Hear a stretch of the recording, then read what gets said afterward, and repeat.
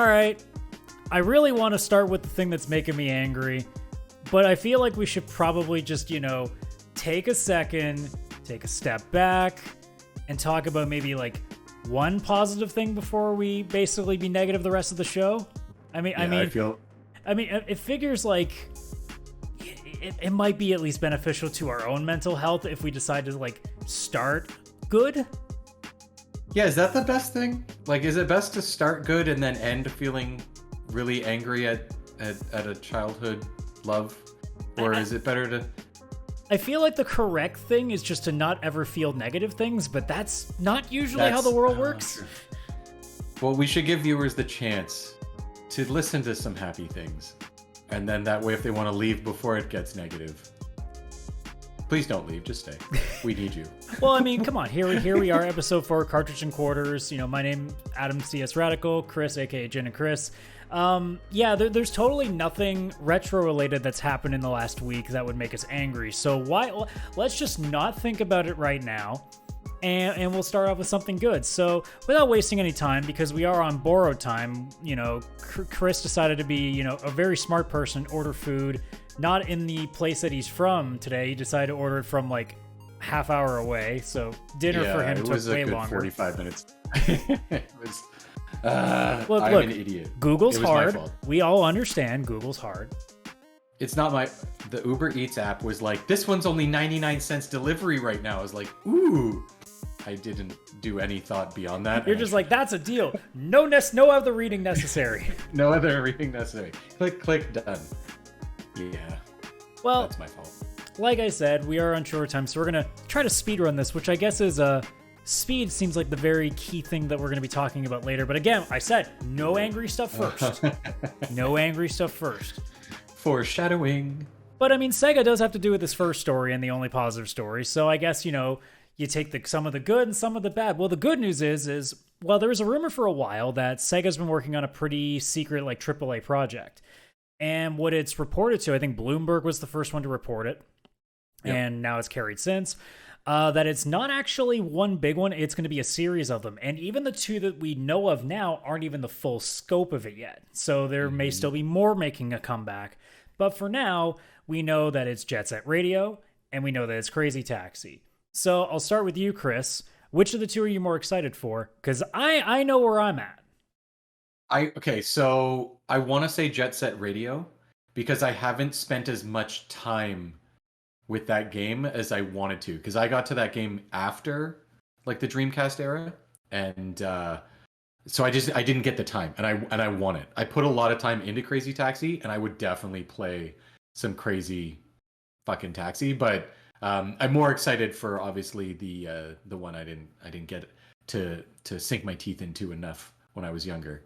Yeah, like Jet Set was one of those games that I never owned because I also never owned a GameCube, so like the person that I knew that ever had it was like, I get to see like once in a blue moon. And if we were going to play anything, it wasn't going to be Jet Set Radio. It was going to be like, Halo, like normal people would, in that era. Yeah. But, every time that I saw this, I went, oh, so it's kind of like a Tony Hawk game with a little bit extra to it, it seemed. Like it like obviously it's more than just, Tony Hawk, but on roller skates, which I'm pretty sure existed too, because in that era, everything had its own game. Because like, what was it? Matt Hoffman had his BMX game.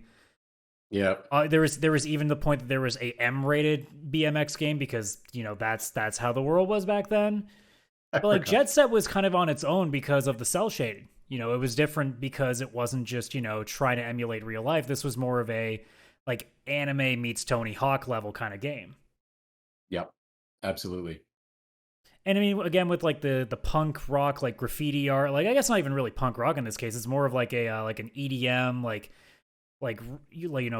dance beat remix, like urban culture kind of deal to it. And it's one of those things that, my God, like whenever that first trailer comes out, I'm going to be so excited to see what that looks like, because in today's graphics, that's going to pop. Yes.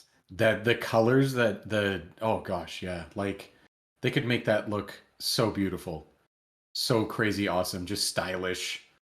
Oh, I'm so excited for that. I mean, I think of like what Persona 5 already did in terms of like how colorful it was. Then you look at like, say, like what Arc System Works does with Guilty Gear, and you recently had Dragon Ball Fighters and Grand Blue Fantasy can't remember what the full title of that game was for the fighting game because it's escaping me right now. But like when, especially in anime now, like we're starting to see like this trend where, you know, we figure, oh, well, the graphics aren't going to get any better. Well, the difference is now is that with more anime related games, not to say that Jet Set Radio is an anime, it just has the aesthetic of it.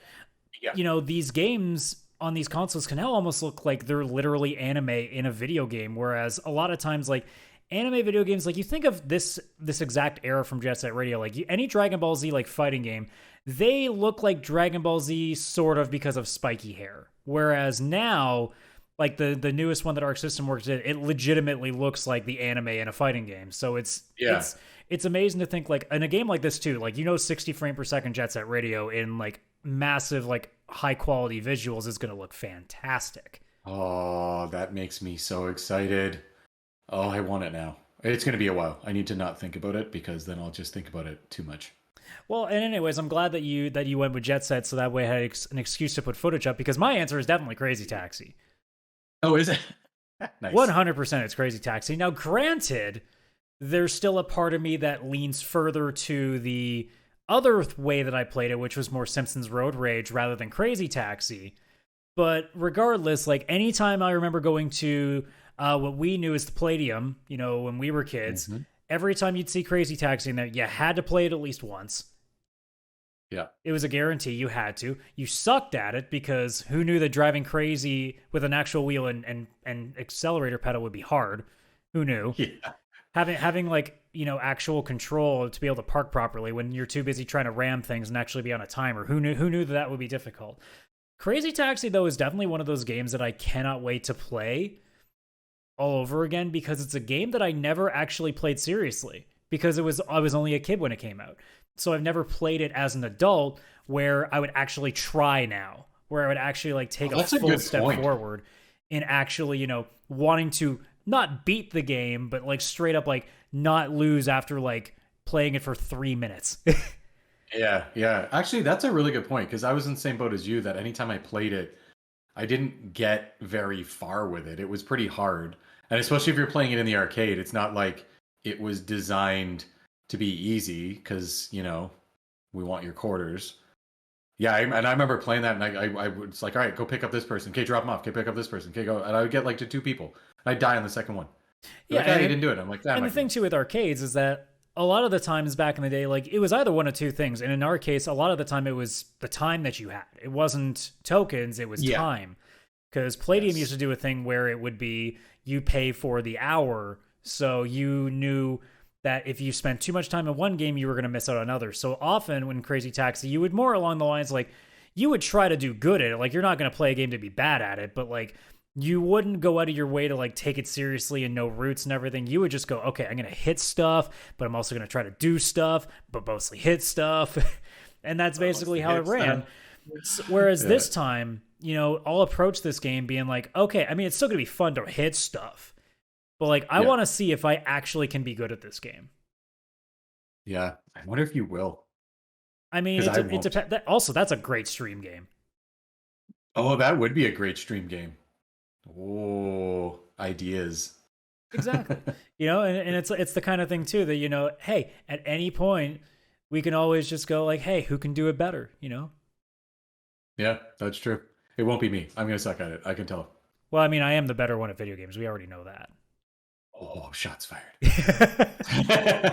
But yeah, between the two, it's nice to know that we're going to start seeing something a little more like I feel at least with the games that they've chosen, they're not games that are like superstar caliber. So like they're going to like really disappoint people. If Crazy Taxi comes out and it's okay, it's not going to hurt because I mean, it's also a format too that you don't have to really do that much to make it good. Yeah. Like realistically, I know I don't want to challenge Sega to do this, but like you have to try really hard to make Crazy Taxi a bad game.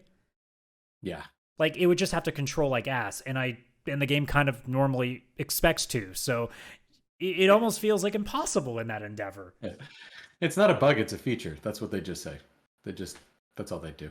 Is there anything like from the dead that you would like Sega to bring back to like add into that? I think there's one that we both would agree on. But like, is there anything that you can think of off the top of your head that like hasn't seen the light of day in forever you'd like to see be a part of this like a cascade of AAA games they seem to be starting to pump back into the surface.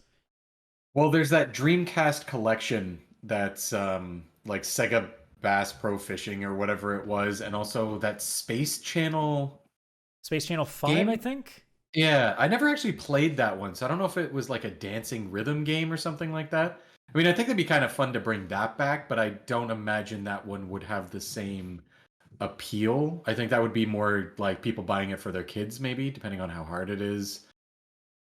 Yeah, but like that, and then of course, like also Dreamcast era Sonic Adventure, like actually bringing that kind of idea back. But I mean, we haven't lost Sonic, and there's like the Sonic Frontiers and all that other stuff. So it's kind of like Sonic's just gone that way. So it's kind of like Sonic Adventure still here. Yeah.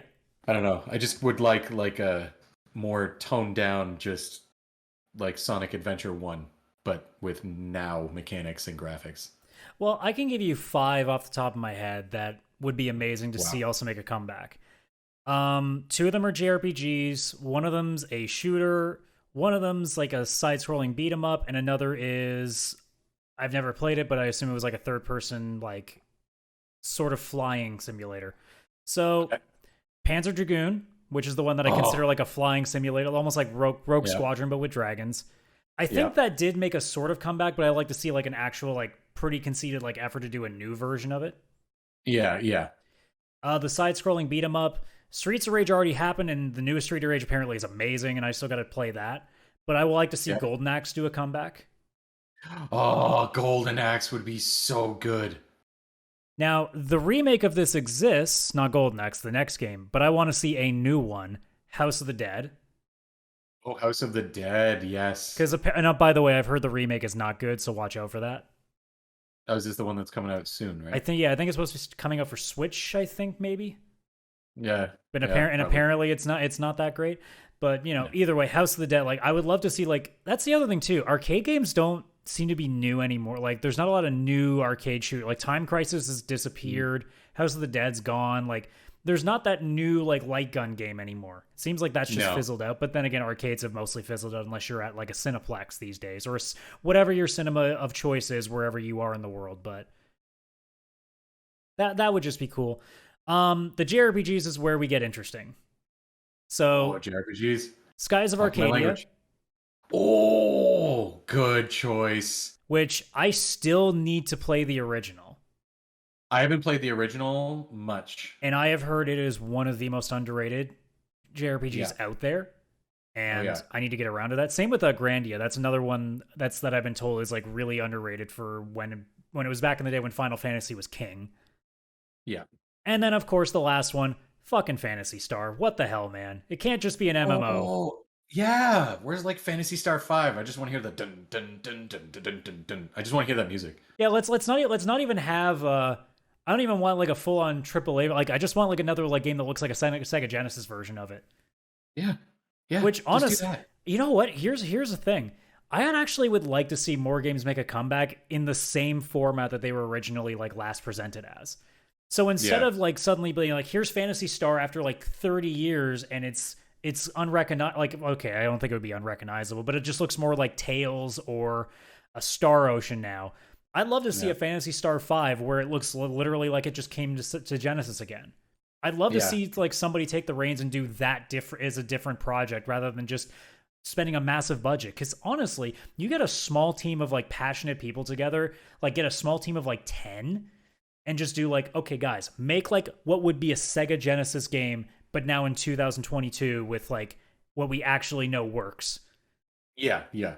And like just most of your budget's going to the artistry. Yeah. Oh, that would be... Phantasy Star was the JRPG that got me into JRPGs.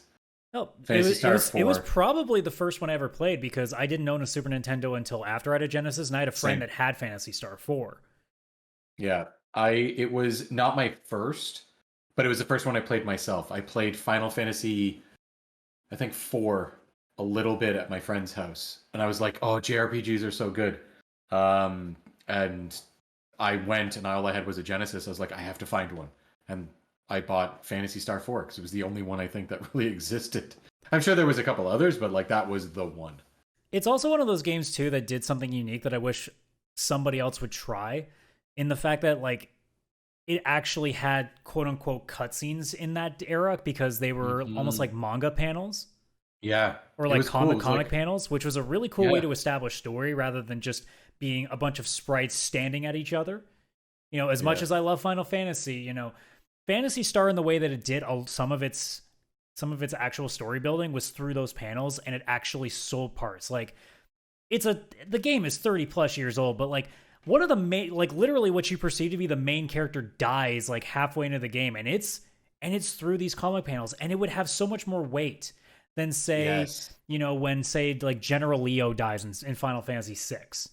yeah, Like it's not yeah, nearly as shocking because in the comic strip now you actually see facial expression, yeah, whereas it's just sprites, and the most you're gonna see is like them standing still or like falling to their knees. Like kind of sprite is the best they can pull off, right? So yeah, I yeah. Those panels were so good. even if it wasn't, you know, like real I would almost rather they not do cutscenes if they were ever to make a AAA version of that, but just still do the panel strips. So like Yeah, almost like it's a manga panel, like a 4 coma panel sort of deal. So instead of, you know, like stop wasting an elaborate budget on your CG cutscenes, because I mean, as cool as they look, sometimes as simple is really good too, because it also makes it unique. yeah, it's unique, and I'd almost argue that some of the emotions that you can show in those still images are more than, because it was like one still image of a face, and then it would be another one, and you'd see a body with like a knife in it, and then you see another, like it was just the way, because your imagination kind of fills in the rest and makes it extremely emotional. You actually get almost more attached than with some CG cutscenes because there's no imagination left at that point. Like it looks the way it looks, and you can't fill in the blanks of how tragic it really was. Yeah, and for anybody watching the video version, which again, Pixel Play Podcast, you can search it on YouTube to find the video version of the show. Also, Spotify has it now, which is great. You guys can see what it looks like right now. And again, like it's for that time, because that game is in the early 90s. Like it looks nothing like you would assume games to look like back in those days, because they wouldn't waste time on that, generally speaking. I'm sure there's other games that do something akin to that, but like it was pretty rare to find, especially as a kid. That blew my mind because you never saw that. Yeah, no, it definitely blew my mind too. 100%. Bring it All right. back. Well, we're going from blowing our minds to infuriating them. So let's finally get to it. Oh, We spent about 17 minutes not talking about Sonic Origins. And look, I'm not saying it's going to be a bad game, but what the fuck, Sega? What the actual fuck? yeah, like I this is one of those situations where I think the company probably finally did a remaster properly, because they actually got the developers of Sonic Mania involved, used a lot of their tools and stuff. They helped with Sonic 1, 2, and Sonic 3 and Knuckles, I think. And my God, like it looks like Sonic Mania, like you can see the Sonic Mania like touch to it, you know? The original games, but like just that extra polish and the animations that they've drawn and made. And it's like, oh my gosh, Square, sorry, so used to getting mad at them. Sega's actually making like a remaster, and they're doing it right. And then they probably were like, hey, we got something here and we should make money. We should just really make this a fucking fuckery. I don't even know what else to call it. Like, what kind of weird pricing schedule release thing is this with DLC that's not actually DLC? It's like menu options locked behind being Yeah, pre-ordered. you want to pay extra for camera control on What? certain games? Yeah, like it was, and I think it's like on the menu or something. It was like camera control of the island in the menu. What does that even mean? Why is there 5 tiers worth of this? Like, what is happening? So straight up, like this is what we're looking at here. So if you get the standard edition, you get the game. Boom. Congratulations. But if Yeah. you pre-order, and it's interesting because it doesn't matter whether it's standard or the deluxe edition. It's if you pre-order, you get 100 bonus coins, which I don't know what that means. Does that just mean you get an extra life at the start of it? Like, what does that mean? I think that there's some. So when you play the new version, they don't have lives anymore. You just, as you play, you earn coins, and you use those coins to like buy stuff or something. I don't know. Either I way, don't know. It still seems kind of a weird. weird thing to say. Yeah. Then, or you could get mirror mode. I'm like, okay, so you can play the game in reverse, fine. And why wouldn't? Yeah. which is, Sorry. I guess, Continue. kind of weird. Yeah. I didn't ask for it, but okay. You can get a letterbox background. Ooh. Ooh. So there's your pre-order bonuses. But if you get the premium fun pack, yes, that's the name for it. You get hard missions. Yes, that's the premium fun pack giving you hard missions. What's fun about that? Also, the letterbox background. If you didn't pre-order, you can still don't worry, guys. If you didn't pre-order the game, pay us more money and you'll get the letterboxes still. It's okay. Character animation in the main menu. You have to pay for, I guess, Sonic to do his little tappy foot cross his arms thing in the menu or something, which is okay. Why am I paying for that? Also, how does that count as premium fun?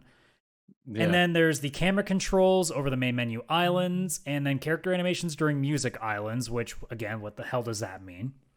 It must be like you can listen to the soundtrack and it gives you animations while you just sit and listen to the soundtracks. I mean, let's be honest. Whatever the price of that DLC is, you're basically buying hard mode. That's it. Like, let's not kid ourselves here. You're buying hard mode. And then there's the classic music pass or pack, which is just, the older versions of the tracks, which to me is they should be in there. Yeah, why aren't they just in there? And then oddly enough, if you just buy the digital deluxe edition, you get all that stuff. And if you pre-order, you get that Start Dash pack, which has the bonus coins, mirror mode, and the letterbox background. So if you buy the digital deluxe edition, which apparently is only $5 US more than the standard, you just get everything. To which I go, if $5 is all it cost you, why not just put it in the game? Yeah. Why isn't it just in there? Or and those other two tiers where it's like coming soon, are those going to be like $1 each? I think I heard that it's going to be $40 to start anyway. So like, what's the difference between 40 and 45? Yeah, that's in US too. Canada's so getting hit way harder. What are you asking for here? Like SEGA? I almost had the Square too. Yeah. Like, what are you guys asking for? What do you think this $5 is getting you? Like, no one's going to pay that. No, it's confusing. Like, let's be honest. I think you've probably caused more people to not buy it until it goes on sale now, rather than if you just said, okay, here's our main copy, but if you want to pay $5 more, here's all this bonus stuff that if you really want it. But the fact that they did this massive chart makes us feel like it's like what happens when you try to pre-order Assassin's Creed, but you had to pre-order from Best Buy to get this specific reward, or you had to pre-order from GameStop to get this specific award. It brought people back to 2015. It's like, Japan, stop being so goddamn out of touch. Oh, I saw that and I went like, I was hyped for this. At first I wasn't. Like when it was first announced, I was like, I already have the Sega Genesis collection. Why would I need Sonic by itself? But then I actually saw what it was, and it's like not an emulated just Genesis copy. Like they've widescreen mode, and like it's basically they had to recode the game a bit in the same way as Sonic Mania, and there was all this extra stuff like playing Sonic 1 but with Knuckles. Like you can just totally mess around. I got very excited, but also my brain was reasonable and was like, this $25 to $30 Canadian thing is going to be great. And then there's tiers and it starts very expensive, and I'm very confused. I'm upset. I've said it in so many different instances. If you want things to go well, just keep it simple. And then if you made a mistake, just shut the hell up.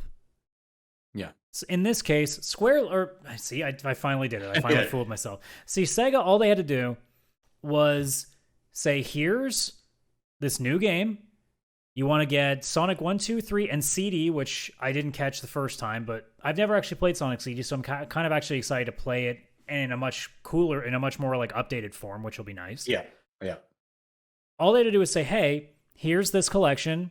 Honestly, the $40 price tag doesn't bother me because I wouldn't even got it at launch to begin with because I don't need it. It's a backlog, like time waster if I want it. Oh, 100%. So like, I'll get it at some point when it's like $15, But all they had to do is say, hey, here's this thing for $40.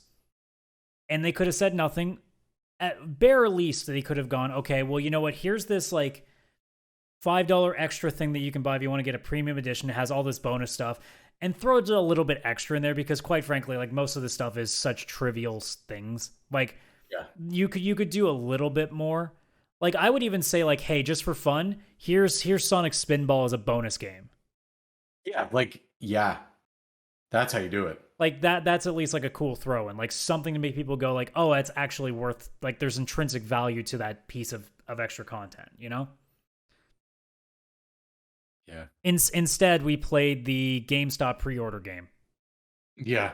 Oh, and it's like it's like settings.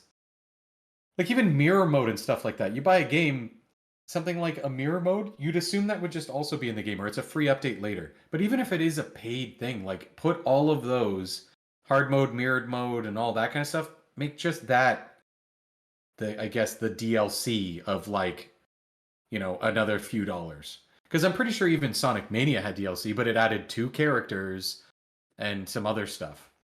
It's funny too because I'm trying to think about what hard mode's going to look like in those games because I remember playing Launch Base. It's already hard as it is. Yeah, I Sonic don't I 2 don't want going to to know what like Launch Base is like on hard mode. I hate that level. beating Sonic 1 hard mode. That game alone was just hard mode. I Oh, mean, I yeah. mean, to talk positively just a little bit about these I guess four games, but I don't even have either of us played Sonic CD because I haven't. I have. Okay, So you have. there was a very similar release, kind of like a Sonic Mania. Like there was one modder who was modding Sonic games. I can't remember who this was. It wasn't the same people as Sonic Mania. They did a release of Sonic CD. Sega got involved, and released it on PS3. And then later also on PC. So I have it on Steam as well. But it's actually like a widescreen, like built kind of from the ground up. Had a bunch of extra features in there that weren't more money, and it was like $15 the day it released. I mean, it was only one Sonic game versus like a collection. But that one already kind of had like a slightly more recent release that's going to be similar, I think, to what's in here. Yeah. I guess to give one like fun question in this, what was your favorite Sonic boss out of all the games that would be in this Oh, pack? boss. Oh, I don't know. Like Sonic 3, I definitely played over and over and over and over and over. That was the one I dropped so many hours into. So I would probably go with one of the like probably the final boss from Sonic 3. Yeah, I was gonna go with Big Arms too because Yeah.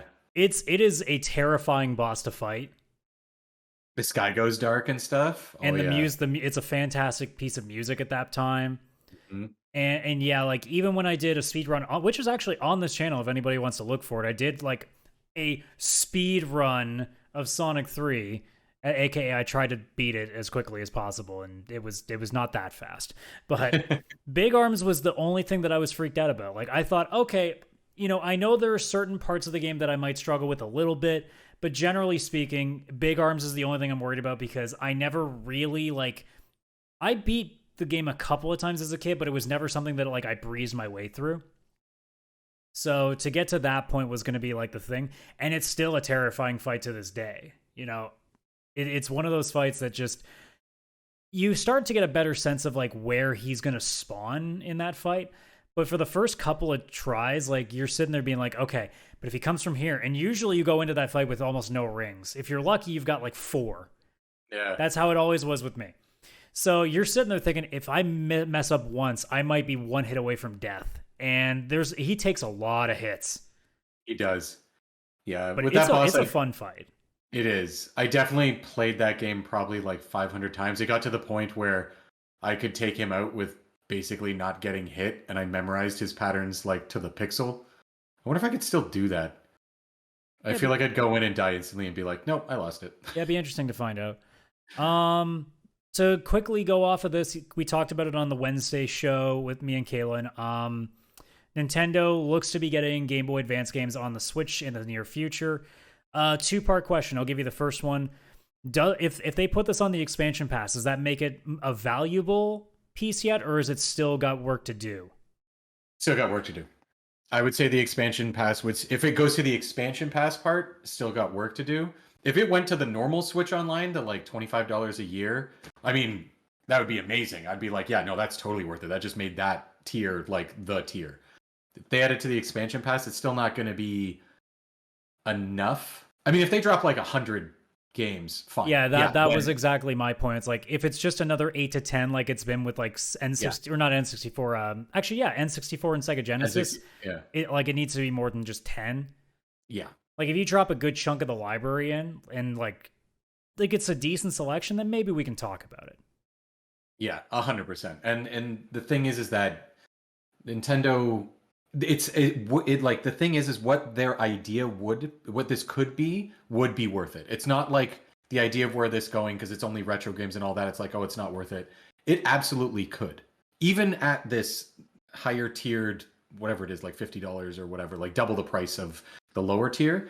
The problem is like you've got Nintendo, you've got Super Nintendo, you've got N64, Genesis, and then now like all these Game Boy games. If they keep up their release schedule of like once every 3 months, they're like, here's 3 games, and they're clearly ones that didn't cost much in royalties to get on there. That's not a big deal. Like I like they release stuff on there, and the only time I ever get excited now is if it's like Donkey Kong Country 2 or 3 or something. But at this point, all of that's on there. Like they've already released all those big hitters. Yeah, I mean, So generally you're looking at a case of like, okay, this will be good in 10 years at this rate. Yeah, it's going to take too long. Because I mean, look, people are going to complain about the PlayStation price, but like PlayStation Plus, Extra, and Premium are going to launch with like hundreds. Yes. So even if you don't like all of those games, you're not sifting through a party of 10. You're sifting through a party of like 200 if we're talking just Premium alone with the retro. Yeah. 100%. At least if we're to believe what they're saying with that. But yeah, like if they came out with like, let's even say 50, I'd be like, you know what? That's not bad. Yeah. Yeah. If it was like 25 Game Boy games, 25 Game Boy Advance, and actually, yeah, just that. Like, say it was even just that. Like, even just right there, I'd be like, you know, it's going to be a good 25 because like it's going to be a lot of like Pokemon, Mario, Zelda. Like you're going to get a good chunk of stuff. They'd go with the ones they didn't have to pay to put on there because they own the license. 100%. And that would make me definitely have a look. It's like with this N64 stuff. If they had released 25 to 50 N64 games, or like 25 N64, 25 Genesis that are different Genesis than the 1999 Sega Genesis collection that's already on everything, then yeah. And if they started releasing games that are like third party, like Chrono Trigger on the Super Nintendo portion, or something like anything from Square, like the golden days of JRPGs on Super Nintendo, that would make me even more excited for these any Switch Online stuff. But they don't seem to get a lot of like the third party, or if they do, it seems like it costs them so much, so they get like one. And it's like, okay, cool, but you know, that's one. Yeah. So when I'm done that game, what do I do? Like, I got the Nintendo first party games, but like, you know, this should be something where it's like, oh wow, I can't believe that game is on here. That's crazy. How did they even do that? How did they work it out? Like, that's what I want, and I hope that's what this one day becomes. I'm not very hopeful of it because it's already been like 5 years, and I feel like, well, maybe they've had this for like 3 or 4, but I feel like they would have already started to do more. It seems like they're adding new systems, but like, does that mean the other systems are maxed out? You've already got all your royalties used up, and you don't have money for other ones? Like, frig, put other stuff. That's why I'm hopeful for the PlayStation one. I feel like there might be Xenogears or something on there that I don't have access to, and now I will.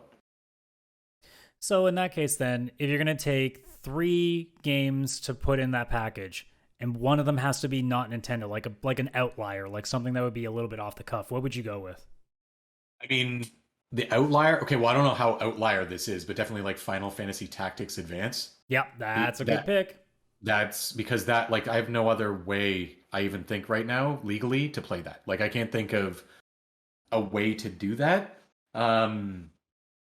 There would definitely be some like crazy ones in there that I can't think of. Obviously, I actually like forgot for a moment that Golden Sun was Nintendo, because that would initially have been my thought, and then I went, wait, no, that's Camelot. That's Nintendo. Yeah, I was actually going to say, of the actual first-party Nintendo ones, it would have been Golden Sun and like Pokemon, any of the old Pokemons, like Red and Blue, probably. Yeah, or like, actually, no, I'd probably play Yellow, because I had Blue growing up and played the crap out of it. It'd be nice to try like Yellow, just because it's slightly different. But either way, like a classic Pokemon, Golden Sun, and Tactics Advance, those 3 alone, especially Tactic Advance, would catch my eye. It would actually make me think, like, I mean, it's 1 year for $50-something, and I could play that. That alone I'd pay $10 to do. Is it worth it? You know what I mean? Yeah, for sure. Yeah. Okay, well, we've gone through a bit of frustration. Now it's time to go through like more depression. Oh, You ready to you feel just, old? yeah, like I just felt shitty about Sega. As you can see, Sonic is like very important to me. He's all over this freaking basement. And now you're gonna just make me feel old and shittier than I already feel. Yeah. Sega shits on my childhood, and now you're just about to rub it in my face. So it's our new weekly segment, This Week in We're Old. No. So this is from the 15th to the 21st. So for those who are new here, basically I'm taking like there is some implicit bias with some of the games I pick, but mostly they're games that I feel like are recognizable for most. And I'm not limiting it to original release dates because then in which case like it's not fair for everybody because the release dates aren't the same for everyone. So I try to stick with mainly North American, European, and Japanese dates because that's where basically most of these things come from. So 15th had nothing, so we go to the 16th of April, where there are 3 games on this list. The first one is the first of many Spider-Man movie tie-in games on the PS2. So the original came out in 2002. That was for PS2, Xbox, GameCube, PC, and even a Game Boy Advance game, which is interesting. It's no Spider-Man 2, but in order to get to the best, you have to start somewhere. Yep.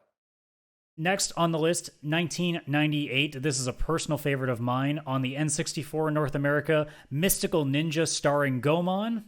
Oh my god, that game was so good.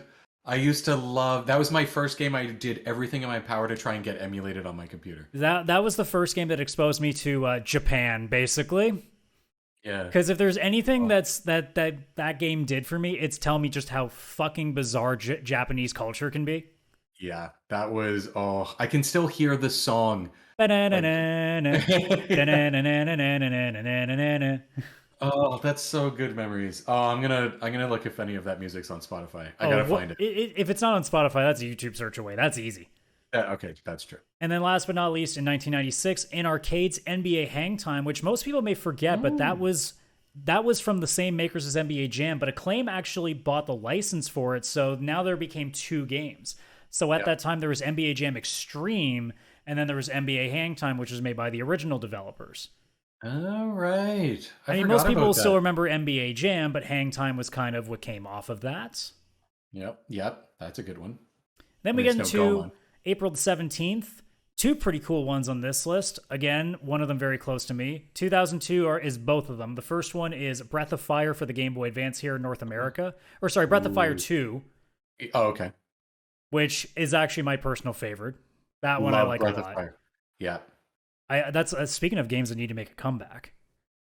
Oh, they do. And speaking of games that are actually on Switch Online, Breath of Fire 1 and 2 are actually on Switch Online. I still got to go out there and play 3 and 4. I've never played either of those, and that's something I need to... I had them, just never finished. Yeah. I don't remember why. I just had so many JRPGs going on my PS1, I didn't know how to keep up. And the other one, I don't know if I ever played it or not, but I knew of it for a long time. The Operative No One Lives Forever on PS2, which was not its original release date. That is November 9th of 2000 on PC, but this was the PS2 console release in North America. Mm-hmm. And it was always like, that was supposed to be like, I guess what Perfect Dark could have been if they kept doing Perfect Dark, because it was the female secret agent kind of game. Although I think No One Lives Forever had a bit more of a comedy twist to it, if I'm not mistaken. It was kind of like I think it might have been a bridge between like what Bond games and like Time Splitters became, sort of. Yes, and I haven't played it, but I've watched speedruns and stuff of it, and that's what I took from it. Yeah. Mm-hmm. And then we get to the 18th. We have 3 games on this list. Very different in ages on all of them. 2000 for PC in North America, Legoland, which was basically Roller Coaster Tycoon, but with Lego. Yep. Oh, I played that. You're the Roller Tycoon guy, so that makes perfect sense to me. Oh, yeah. I was like, yep, I'm playing that. 1994, Shin Megami Tensei 2 on the SNES in Japan, which I don't think we ever really got any here in North America. We finally, we finally have all the Persona games now, but I don't think we still have a lot of the original Megami Tensei games. And they're creepy as shit too. Like a lot of the art even back in those days was like kind of like off the cuff, like terrifying in a way. That's probably why we didn't get them. It's very macabre when you look at that stuff. And then the last one is, I never knew this existed, but apparently there is a sequel to Dig Dug called Dig Dug 2 Trouble in Paradise, which released on the NES in Japan. And I was not aware Dig Dug ever had a sequel. Oh, thought he just dug down and then he was like, oh, I'm stuck. And that was it. That was the Yeah, end of the first that's all it is. You dig down and then you stop. He got dug. But yeah, that's the 18th. 19th had absolutely nothing of interest, at least in my eyes. We get to the 20th, where there are 4 games, and there are some nice ones in here. 2001, in Europe, the PS2 release of Unreal Tournament. Obviously, not its first release, but still pretty legendary. Oh, very. A lot of, like, if you didn't play Quake, you were playing Unreal Tournament, basically. Like, if you weren't on Quake, Unreal Tournament would have been the one you were playing instead. Kind of like if you weren't playing Wolfenstein 3D, you were playing Doom. Yeah. You were always doing one or the other, right? Yeah. Then there's my personal favorite, 2000, for the PlayStation 1 in Japan, Mega Man Legends 2, a game that seriously needs to see the light of day again. Yeah, that needs to come back. Which we talked about last week. We did. But wow, it's all coming back. Yeah, that game's 22 years old. Boo. Oh. Where's the third one? It's been rumored forever.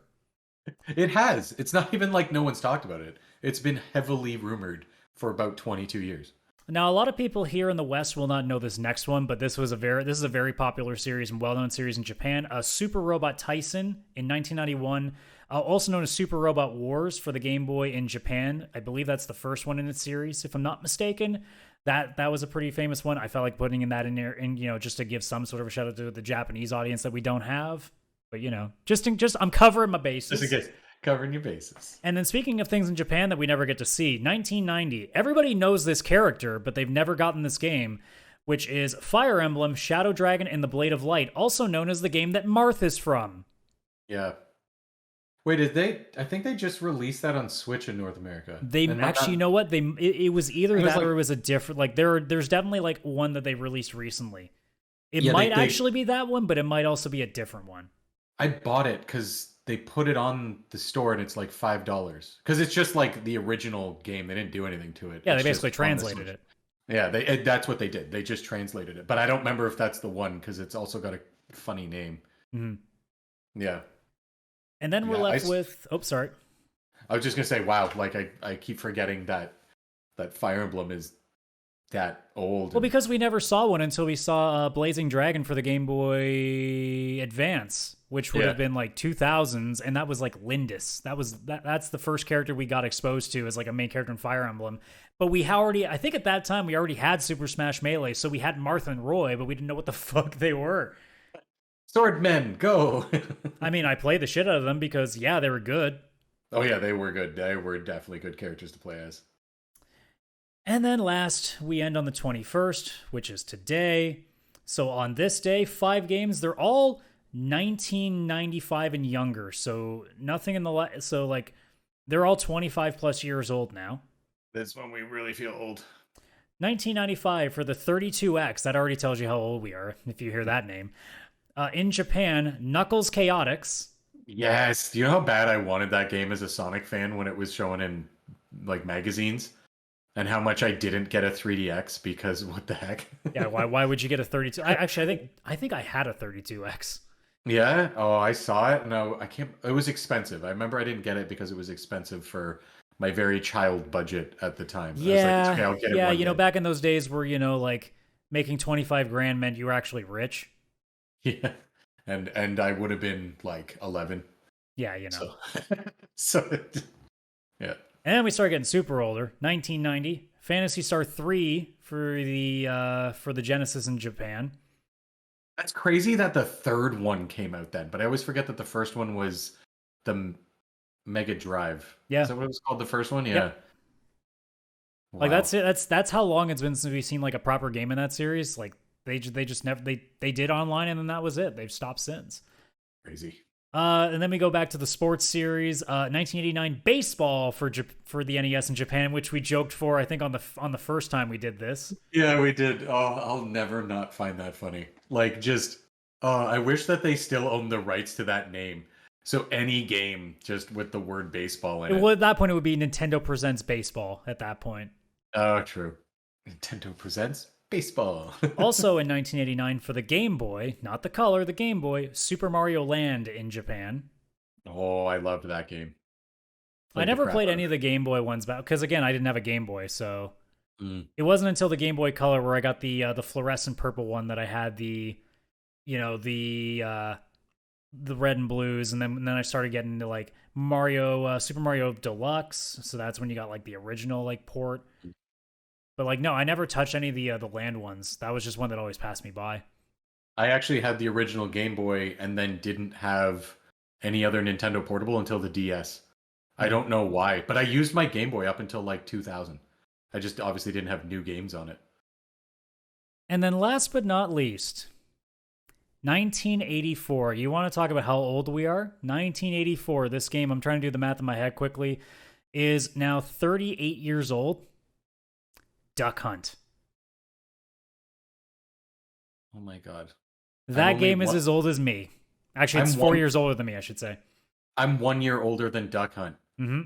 Ew. Mm-hmm. What? And that's its original release in Japan. Oh. So I can't even help you out by saying that was the North American release. Nope, that is its original release. No, I'm older than Duck Hunt. Oh, that's the weirdest sentence I've said ever in my life. And that's This Week in World, presented to you by I don't know, what's some like ointment. I don't know, back pills. Brought to you by back pills. Brought to you by whatever that back patch thing that Shaq used to be in commercials for all the time. Yes, it was warm and then it was cold. Oh, right? Oh my god, the icy hot back patch. There we go. Icy hot, yes. This Week in World, presented by Icy Hot Back Patches. I wish we really. You feel cold inside, but goddamn, did I give you that listen? It burned you to the core. Ha. Oh, it only works though when I don't, flub the entire line. But hey, it wasn't totally flubbed. That's my job. Flub. I speak really fast and flub the lines. This is what happens when you try to speed through, and by speed through, I mean this is just how I normally talk. So that's just a me problem. So we are at the near end point of the show, which means we get to play a game with Chris, aka we get to torture him. How have I not been tortured enough this entire episode? Well, there's better than torturing you once. I'm about to torture you 3 times because we're going to go back to the price game, and you're going to have to do all 3 original Sonic games. Oh. Okay. Now, I'm going to be nice this time because they're actually not that expensive. They are all under $50 loose. Okay. So I'm going to give you that, and you're going to have to get within $3 on this one because it's 3 Sonic games, so you got to get it within $3, but you get 5 guesses. Oh. And it's just going to be, it'll just be higher or lower on this one. So we'll work our way. Okay. So Sonic 1, Sonic 2, Sonic 3. Yep. So we're going to start with Sonic 1. And again, this is just North American Genesis loose copy. So $27. Lower. $21. Lower. $15. You are just about there. It is $14.65 for a loose copy of Sonic 1. Wow. That's not what I was expecting. Okay. Then we get to Sonic 2. This one's going to be higher. $33. Lower. $25. Lower. $15. Lower. $11. You just make that quota. It's $8.45 for a loose copy of Sonic 2. Oh, that's the... Maybe it's just more... It was probably mass printed in comparison. Yeah, okay. It's got to be that. Holy crap. And then last but not least, Sonic 3. I don't know, $14. Higher. What? Okay. $21. Higher. Okay, this is very confusing. Don't look at me. I'm just looking at a website for pricing. $31. It is $30.50 loose. How? That's got to be like the original Michael Jackson music, whatever the theory is. Well, and it's hard to say because here's the thing with it. There's apparently the cardboard box version, which for some reason you'd think would not change the loose price, but the loose price of a cardboard box version is $21.75. So I'm wondering how that makes any sense. Interesting. I mean, Sega did switch to the cardboard box like cases, where it wasn't actually a case; it was just a cardboard box, and the game sat in it. You know what? Definitely... I feel like having fun. How about one more? Sonic Spinball, go. Oh, okay. That one is going to be like. Wait, is it still under 50? Yeah, it's still under 50. Okay, that one's going to be $45. Lower. That's going to be $25. Lower. That is going to be $10, Adam.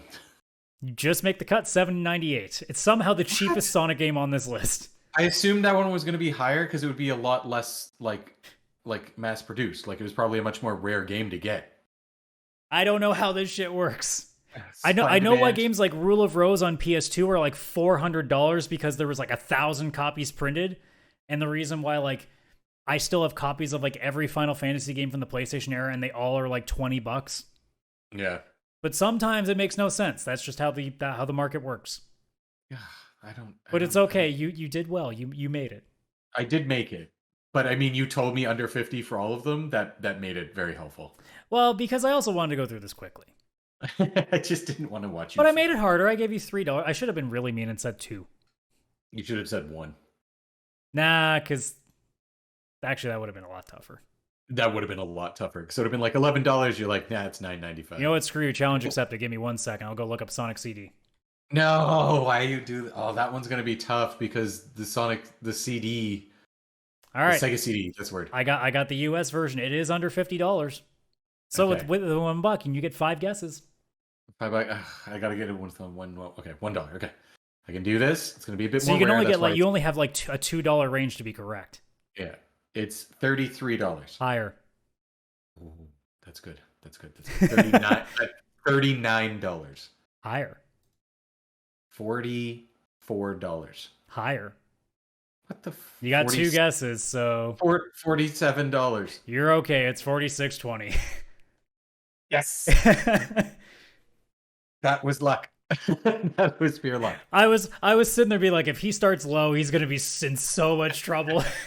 $4. Because again, you had 46 and 47. Sometimes you don't want to go too high. Yeah, no, I wouldn't have thought. I knew it was a bit more rare because not everybody had a Sega CD. I didn't. I wanted one, but I didn't. So that was my logic. I feel like I can't help myself. I can't help myself. What's Sonic and Knuckles at? I have to imagine that one would be a little higher just because it's. No, it's still under $50. Screw it, we're doing it. We got 5 minutes. Let's go. What within $1? $35. Lower. $25. Higher. $29. Damn it. Actually, technically, I shouldn't have given you that, but hey, I don't care. It was 30.47. Oh, okay, yeah, I was off by still. Oh, that's good. Because if you hadn't been nice and I was that close, I would have been like up, and then you would have been lower, and I've been like, where am I going? I don't understand. Yeah, but like here's the crazy thing. So the Sega Mega Drive version in Japan is actually $180. What? So it must be pretty rare out in that, because it's also the Mega Drive version too. Remember that. True. That's crazy.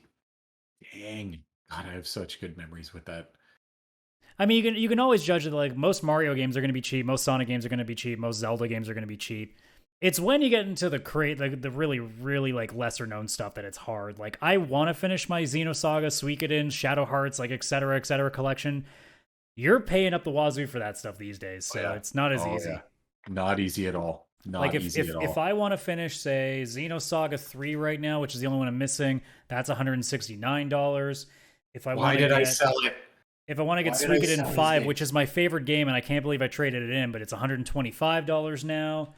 Oh. And then if I want the original Shadow Hearts, which is the only one I'm missing, it's $83.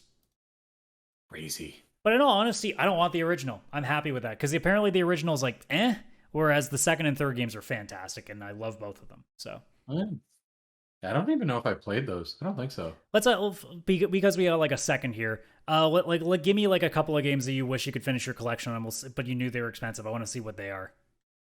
Oh, let me think. Actually, I would love Radiata Stories.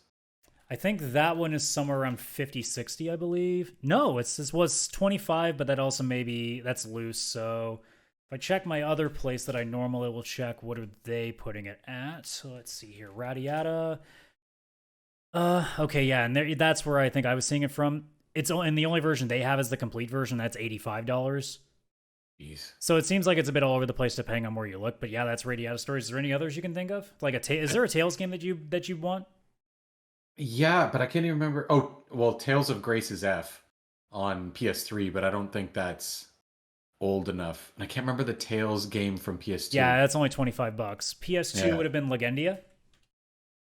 Yes. That one is only $30, assuming that I'm believing this correct. Fantasia would be the interesting one. I've never even touched Fantasia, so that'd be the one I'd want to really. And apparently really that's still relatively cheap too. It's only $23. If again, I'm also believing what I'm reading here on this website for a loose copy. So wow. The only other game I could think of, one more, Eternal Sonata. It's from PS3. Yeah, that was one of those games back because there was like a small amount of JRPGs in those days, but I never owned it. So like all I had was like Lost Odyssey and what was I can't even think what the other one was. Oh no, it might have been, yeah, it was Eternal Sonata because that was on Xbox 360 as well. But yeah, those are cheap too. That's $20. Actually, the Xbox version is super cheap. It's $7 loose. I could actually put that in my Xbox Series X. Holy crap. Oh, do I gotta get this game? It's on PS Now. I know that. But that's streamed. Oh, decisions. Well, some of them you can. Well, actually, yeah, PS3 you have to stream. That's yeah, PS3. It's still the weird thing, but hey, it is what it is. It's better that you get to play it at all than not. So. Oh yeah, 100%, 100%. Well, I think I've had enough time torturing you, so I think we will end this show here. So yeah, to go back with everything, like if you're talking about the we're old thing, if there is something that you know came out in the last 7 days that we missed, obviously in the comments below, don't hesitate to mention it. Because again, it's my personal bias. I'm picking that list myself. If you got a fun game to torture Chris with, you should also put that in the comments below. And then if you have any comments on Sonic Origins, if you have any comments on the Jet Set Radio and Crazy Taxi remakes, if you have any comments on the Game Boy Advance possible emulation on Switch, obviously leave those in the comments below in the YouTube video. If you have any other way to talk to us, whether it's through our social media, which you can find all of our links at linktree/pixelplaypodcast. That's linktr.ee/pixelplaypodcast. That gives us links to all our things, where you find all our audio sources, where you find our YouTube channel, a link to our Discord, our email, our socials. All of the above is sitting there.